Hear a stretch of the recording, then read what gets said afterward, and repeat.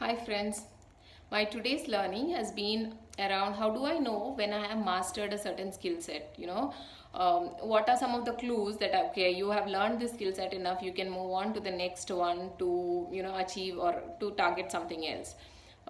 So through that process I've learned that there are four stages of learning, and I'd like to share them with y'all. The first one being unconsciously incompetent, where it's a stage where we don't even realize such a skill exists and I want to learn that particular skill, so it's not even in your periphery to as something that you want to achieve for yourself. That's being like example, kids don't even think about cooking when early years of age because everything is done by their parents or elders. They just know to ask, demand, and get things done. So that is being very unconsciously incompetent. Okay, the second stage being consciously incompetent. Probably once they grow up a little and then they want something and we don't give it to them, they are like, okay, I'll cook it for myself, and then they realize they do not have enough knowledge to cook it for themselves. So that is being very consciously, now they realize that they don't know that skill set, so that is consciously incompetent stage.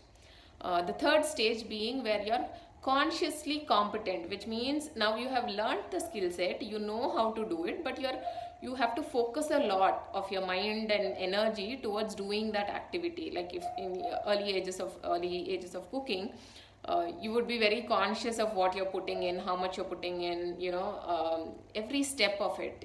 You're very thorough, you ask multiple times. So it's not that you don't know, you know about it, but you put a lot of mental power and focus towards doing that particular activity because you're pretty new to it. So that is being consciously competent. The fourth stage, the final one where you can call yourself mastery, is unconsciously competent, which means you're in an auto drive kind of thing.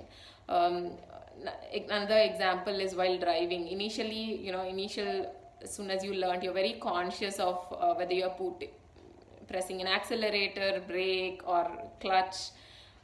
You're in which gear, so you're very focused, you don't talk to anybody or anything. But once you drive for 6 months, 1 year, it becomes subconscious.